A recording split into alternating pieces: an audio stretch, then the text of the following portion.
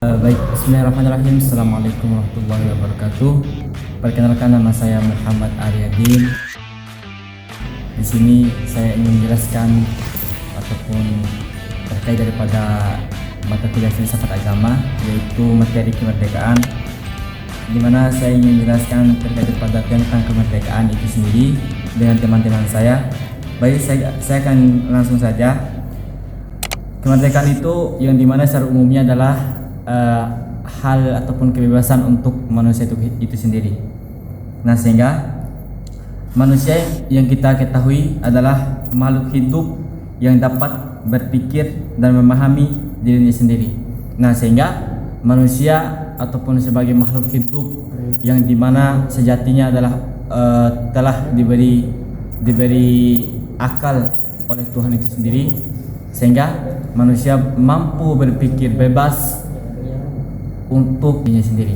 Baik, yang kedua, karena manusia itu memiliki kemampuan yang berpikir lewat akalnya.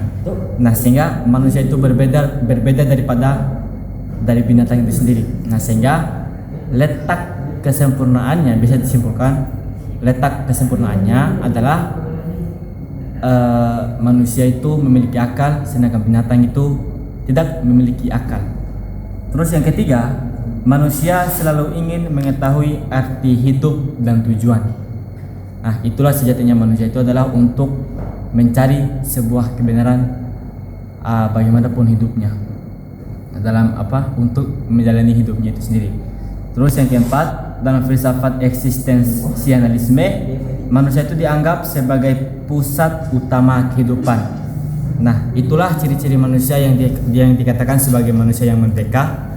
Manusia adalah makhluk hidup yang dimana dianugerahi akal dari Allah Subhanahu wa Ta'ala, sehingga mereka mampu membedakan mana yang baik dan mana yang buruk, dan juga manusia itu mampu untuk mencari kebenaran dalam dunia itu sendiri. Baik, yang kedua, bahwa kemerdekaan itu memang ada, bahkan dalam manusia itu sendiri. Manusia memiliki kebebasan untuk memilih dan menentukan hidupnya sendiri. Nah, sehingga manusia, sebagaimana yang saya katakan tadi, dengan akalnya dia bisa mendapatkan kebebasan untuk memilih sebagaimana menjalankan hidupnya itu sendiri. Terus yang kedua, manusia dapat mengubah lingkungan dan masa depannya dengan pikirannya. Yang ketiga, kebebasan membuat manusia bisa menjadi lebih baik, tapi juga bisa melakukan kesalahan. Nah, di sini manusia memiliki dua pilihan dalam menjalankan hidup. Yang pertama, ketika manusia ingin menjalankan hal yang baik, terus ketika manusia ingin melakukan hal yang buruk. Karena pandangan ahli syariat itu, manusia itu memiliki dua unsur dalam dirinya, yaitu unsur kejahatan dan unsur kebaikan. Nah, sehingga itu adalah pilihan manusia mana yang mau didominasikan untuk menjalankan hidupnya. Nah, yang terakhir, karena memiliki kebebasan, manusia itu memiliki kedudukan yang lebih tinggi dibanding makhluk lain. Nah, sehingga letak perbedaan ataupun kesempurnaannya manusia dan binatang itu dari akal. Sehingga kita bisa menyimpulkan manusia adalah makhluk yang paling sempurna yang sebagaimana diciptakan oleh Tuhan. Mungkin itu saja yang saya sampaikan. Selanjutnya akan dilanjutkan oleh kawan saya ataupun teman kelompok saya. Wassalamualaikum warahmatullahi wabarakatuh. Bismillahirrahmanirrahim. Saya Kurang Saputra ingin membahas salah satu yang terdapat dalam PowerPoint saya, ini tentang kesulitan aliran-aliran determinisme. Nah, di sana terdapat 4 poin inti. Yang pertama yakni determinisme adalah paham yang mengatakan bahwa semua tindakan manusia sudah ditentukan oleh faktor tertentu. Nah, aliran determinisme ini berpendapat bahwa kehendak manusia itu tidak bebas sepenuhnya, bisa dipengaruhi oleh lingkungan, keluarga dan sekitarnya. Seperti contoh, seorang bisa mudah marah mungkin karena keluarganya keras. Nah, poin yang kedua ini menurut paham ini manusia tidak benar-benar bebas dalam memilih. Nah, dalam pandangan determinisme, pilihan manusia sebenarnya hanyalah akibat dari pengaruh luar dan dalam diri manusia. Jadi kebebasan itu dianggap semu. Contohnya seperti ketika kita memilih suatu jurusan, mungkin itu karena suatu faktor tekanan dari orang tua. Jadi suatu kehendak bebas itu tidak benar-benar bebas dalam paham determinisme ini, karena itu hanyalah akibat dari pengaruh luar dan dalam diri manusia. Kesulitannya adalah jika manusia tidak bebas memilih, maka manusia seperti hanyalah robot. Ya, adapun poin ketiga ini, jadi penulis menolak pandangan tersebut karena manusia tetap mampu berpikir dan mengambil keputusan sendiri. Nah, di dalam buku ini menunjukkan bahwa kritik terhadap determinisme, walaupun manusia dipengaruhi banyak faktor, manusia tetap memiliki akal, hati nurani, dan kemampuan mempertimbangkan baik buruk sebelum bertindak. Contohnya, 2 orang dibesarkan di lingkungan buruk tapi hanya satu yang menjadi penjahat. Atau contoh lain, orang miskin tetap bisa memilih hidup jujur. Artinya pengaruh memang ada, tetapi manusia tetap mempunyai kebiasaan untuk menentukan sikap dan tindakannya. Dan poin yang keempat itu, jika manusia tidak memiliki kebiasaan, maka konsep benar dan salah menjadi tidak bermakna. Nah, ini adalah kelemahan besar determinisme. Jika semua tindakan memang sudah ditentukan, maka orang jahat tidak bisa disalahkan dan orang baik tidak layak untuk dipuji. Padahal dalam kehidupan kenyataan itu, hukum tetap menghukum penjahat. Masyarakat tidak memberi penghargaan kepada orang baik. Nah, sebagai kesimpulannya bahwasanya kesulitan utama dalam aliran determinisme ini adalah bahwa paham ini terlalu menekankan pengaruh faktor luar sehingga mengurangi kebebasan manusia, padahal manusia memiliki akal dan kesadaran untuk memilih tindakannya sendiri. Baik, sekian dari saya. Mungkin pembahasan lanjut akan dilanjutkan oleh teman saya, Muhammad Nur Fauzan. Baik, bismillah. Perkenalkan, nama saya Muhammad Nur Fauzan yang insya Allah akan melanjutkan presentasi PPT dari teman-teman sebelumnya, yaitu Saudara Kurniawan Saputra dan Saudara Muhammad Aryadi. Baik, di sini saya akan membahas tentang kesukaran dalam soal tanggung jawab. Mungkin sebelum saya terjun lebih dalam lagi, sebelum saya menjelaskan panjang lebar, mungkin teman-teman di sini belum terlalu mengetahui lah, masih ambigu tentang kata kesukaran itu sendiri. Jadi saya jelaskan sedikit apa itu kesukaran. Jadi maksud kata kesukaran di sini adalah adanya persoalan ataupun perdebatan dalam memahami tanggung jawab manusia itu sendiri.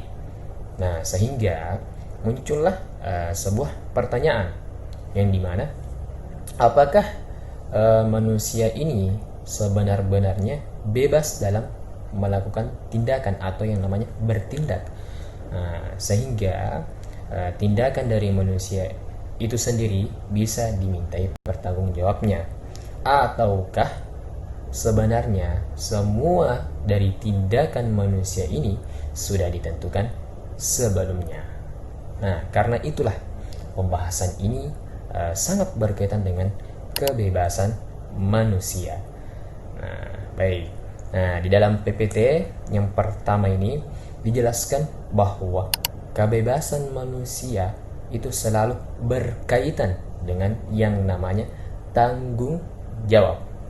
Nah, itu yang artinya ketika manusia ini diberikan kebebasan untuk memilih ataupun bertindak, maka dari itu manusia itu juga harus siap menerima akibat dari tindakannya tersebut.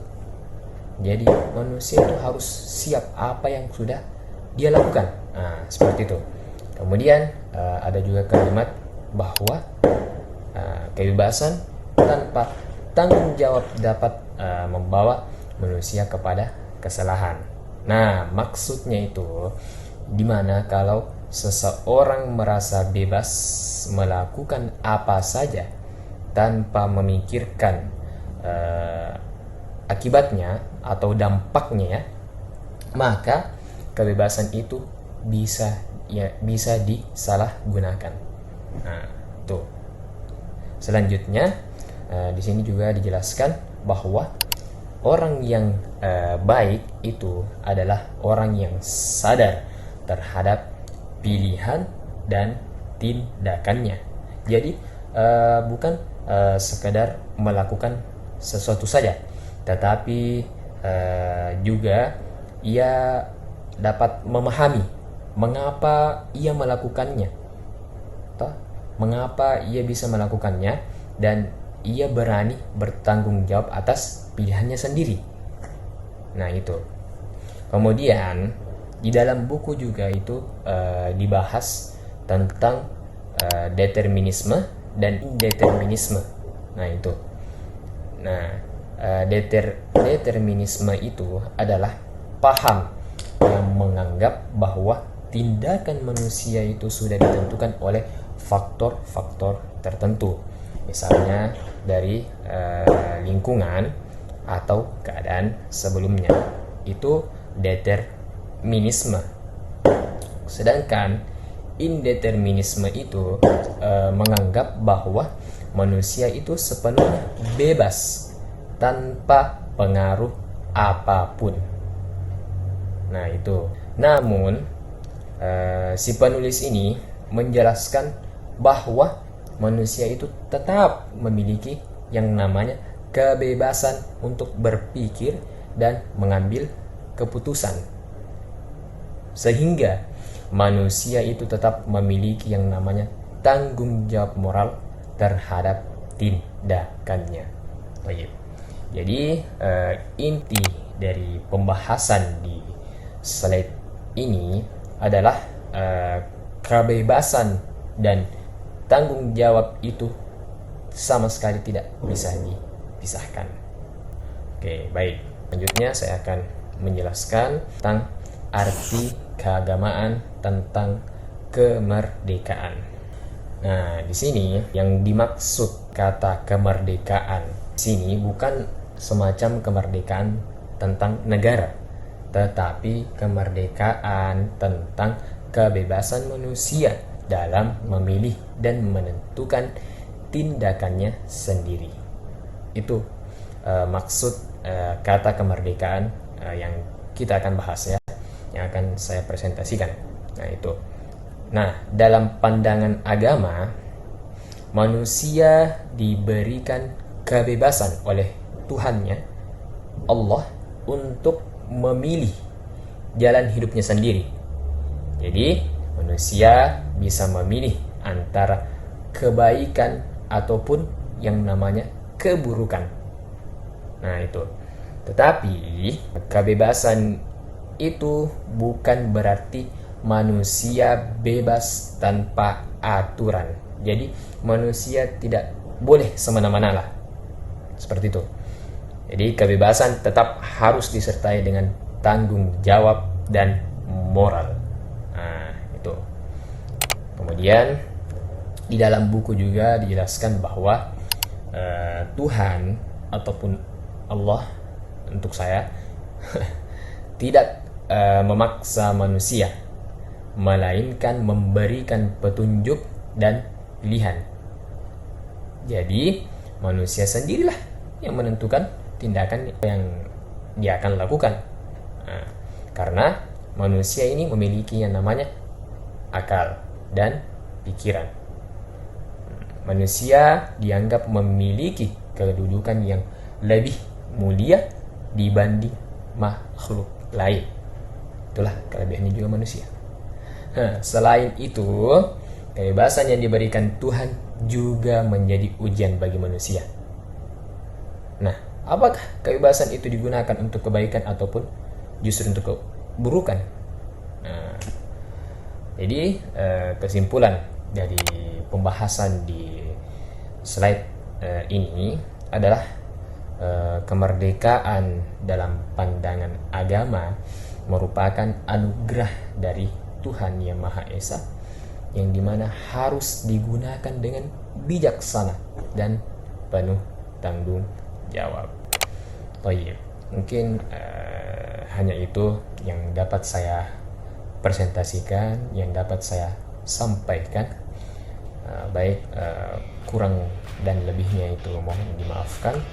Wabillahi taufiq wal hidayah. Wassalamualaikum warahmatullahi wabarakatuh.